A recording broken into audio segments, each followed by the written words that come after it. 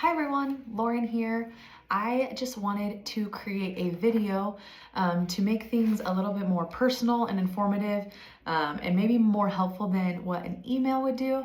And so today I just want to go over a few tips for fundraising. I know that fundraising inherently is a really daunting task.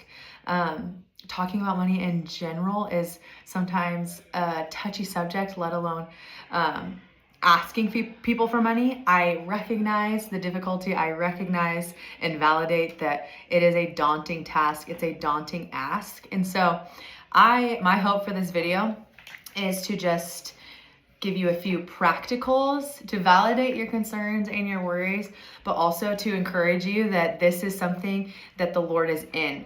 I believe that fundraising is absolutely a gift. It can be hard and it can be challenging, but I believe that the Lord really honors people who are fundraising in seasons, because I have heard some of the most radical faith-building testimonies throughout fundraising processes, and some of my own major testimonies with the Lord are through a season where I have been fully fundraising as well. So all that to say, I have a document that I will probably send out.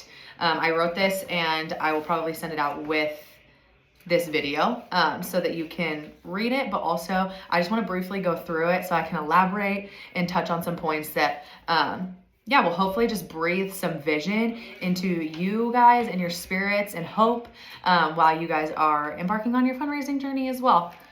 So I have right here in this form fundraising do's, fundraising don'ts, creative fundraising ideas, and then tips for success. First and foremost, I want to read this book. Not the whole thing, just a quote from it. But this book is A Spirituality of Fundraising by Henry Nouwen. If you have not read this, I recommend you reading it. It is quite literally 60 pages, 58 to be exact. And I believe that this book will eliminate any fear, any doubt, any hesitation on fundraising. If you take the time to read this, it completely changed my perspective. And one of my favorite quotes I actually want to read from this book is right here. This is in the first chapter, page 16. Fundraising is precisely the opposite of begging. When we seek to raise funds, we are not saying, "Please, could you help us out because lately it's been hard." Rather, we are declaring that we have a vision that is amazing and exciting. We are inviting you to invest yourself, the resources that God has given you, your energy, your prayers, and your money in this work to which God has called us. Our invitation is clear and confident because we trust that our vision and mission are like trees planted by streams of water, which yield their fruit in its season, and their leaves do not wither. And then they quoted Psalms 1:3 in there. This book radically changed my whole perspective, and I could not recommend this to you enough. The Holy Spirit is in fundraising. So let's just kick things off. Fundraising do's. I have on here, be proactive. Take initiative and create a plan. Fundraising requires consistent effort. Ask directly. This one I'm very passionate about. As much as we think that and believe that, and I agree, our testimonies are powerful and will evoke action, and people want to move and are moved by our own stories through which God has worked in us and through us. Yes, and you also have to ask directly and end your testimony and your story with a call to action and an ask, and say, will you partner with me financially through X, Y, and Z? And there's more specific details in this later on, but you have to ask. You are doing yourself a disservice if you do not use the words, partner with me financially, donate to my trip monthly, one-time donation of this. Like, you have to verbally ask people. Be specific, clearly communicate your financial goals and how the funds will be used. Transparency builds trust. If you have any questions on that, please reach out to me. I am happy to help you if you need some clarity on why or where your funds are being designated. Show gratitude. Thank every donor personally. Fundraising is so relational. It's so relational, and relationships are so important. So foster those well, because you will have longtime donors, but you will also have donors who feel incredibly honored by you, which is our goal and our heart behind this, is that every person we come into contact with will feel more honored than they did before they had known us. Leverage social media. A lot of us, our generation specifically, young adults, love Instagram, love Facebook, social media. Yes, and follow up, keep posting, reach out. One post is not going to get your trip funded. So keep using social media as well as other tools. Follow up. This one's really, really important. Just because you've asked doesn't mean you can assume that they remember. Assume that just like it's our number one priority, it doesn't mean it's their number one priority. So don't be discouraged if someone doesn't respond to me immediately. Politely check in with them. And then set deadlines. We as an organization have done this for you, but you can also share your deadlines with your supporters. So I have 30 days to raise $500 or whatever it is, $1,000. Will you partner with me in the next 30 days through prayer, intercession, and finances? Okay, those are a few do's. Fundraising don'ts. Do not be passive. Waiting for people to come to you is ineffective. Take the lead. This is your goal. This is your dream. This is your trip. This is the Lord working in you and through you. And I believe he will send and use other people to help get you there. Also, it's not passive. It's a very active season of fundraising. Very, very active. Don't apologize. Asking for support is not a burden. It's an opportunity for others to participate in your mission. This one's good. Don't take rejections personally. Some people may say no. That's okay. Respect their decision and ask for partnership in prayer. Again, this is also the same thing of communicating clearly. Don't be vague. Avoid generalities. Specific requests are more compelling to people. And then, don't forget to share updates. I know so many people who have lived on full-time support raising, and they created their own newsletters. So weekly newsletters of how the Lord moved, testimonies they've seen, miracles they've seen, just general life updates of hey, you choosing to invest in me, like the book said, this is an opportunity for you to invest in the hand of God in my life. Let me tell you about it. Okay. Creative fundraising ideas. This one's a classic and it works really well, so don't knock it. Adopt a box campaign. This is one where you create a box. I mean, you can do the math, or I would probably Google it. How many boxes do I need to raise $2,000, whatever it is.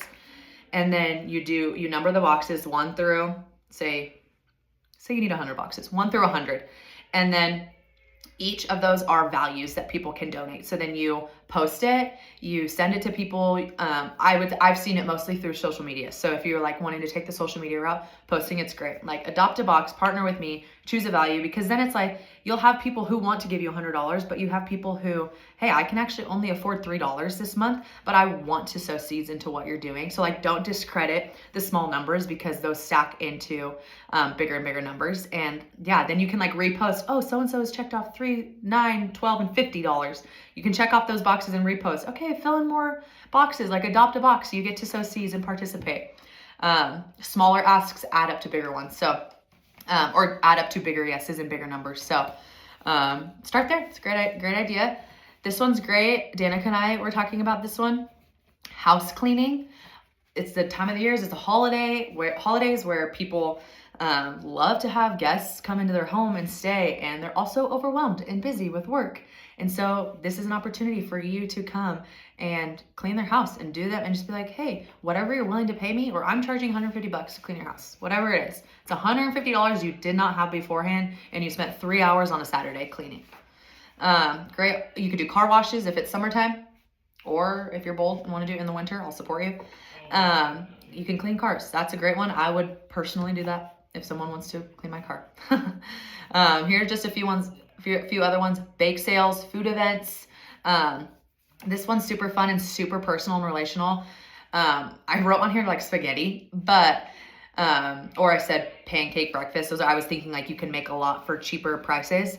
And then invite your people over and be hey, I'm actually fundraising tonight. And you're my friends, you're my people, but I'm also asking you, could you contribute to my trip?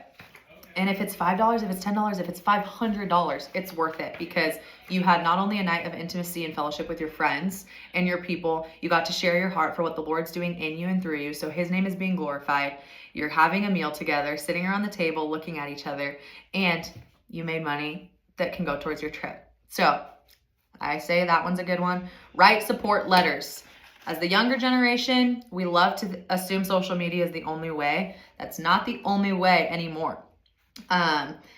Our previous generation, parents, grandparents, they love the letters. They love how personal it is. Sign your name, sign their name, put a stamp on it, send it to them in the mail. And then don't assume that they will send you money back. Call them, follow up. Hey, I sent these letters out last week. I was wondering if you had a chance to read it, if you had any thoughts, if you had any questions for me. Personally, now that I have you on the phone, I would love to tell you more about it. That's what I would say.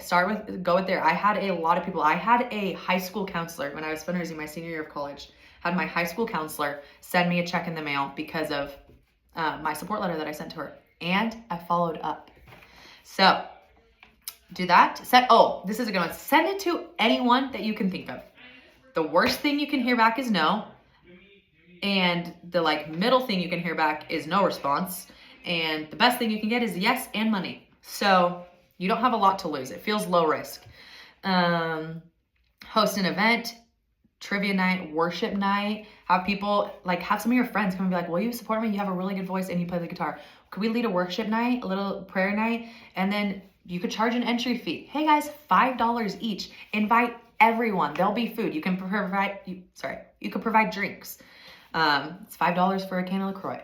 It's low stakes for you to be able to host a lovely night. Again, the Lord is being glorified and your people want to support you. And so they want to give you more. And they want to come and be with you and worship the Lord together because you have the same heart. Someone might get saved in the process. Lord, let that be true.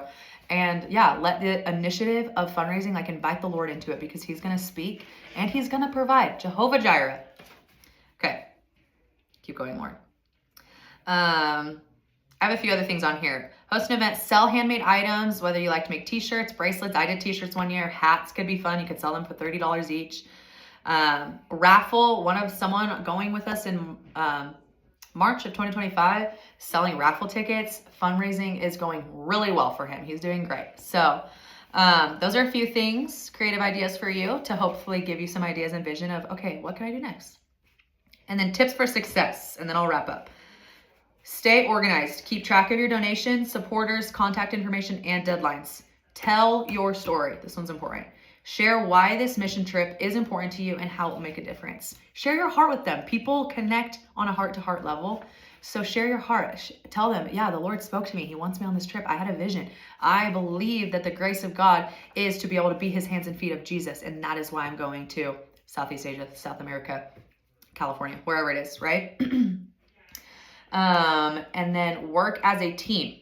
You have a team that you're going with. So collaborate them. See if you can host a big fundraiser, host a big worship night, split the costs at the end. That could be fun. It can be bonding for you as a team, and watch how the Lord shows up too. And then pray for guidance. Always end in prayer. Trust the Lord. Trust that God will provide and guide you through the process. Fundraising is more than just raising money. It's an opportunity to invite others to join you in fulfilling a greater purpose. Stay encouraged and remember that persistence pays off. So that is my thoughts on fundraising. I hope this helps. I hope you listen to this, hear this, and feel encouraged. Okay, I can do this. I have some ideas. If you're still feeling stuck, read this book. It'll change your perspective on everything. And then we're here for you. Us at River House Global, we're here for you. We believe in you. And more importantly, we believe that the Lord wants to provide and that he gave you a yes to go on these trips for a reason. So please reach out if you have any questions, and hopefully this helps. Thanks, guys.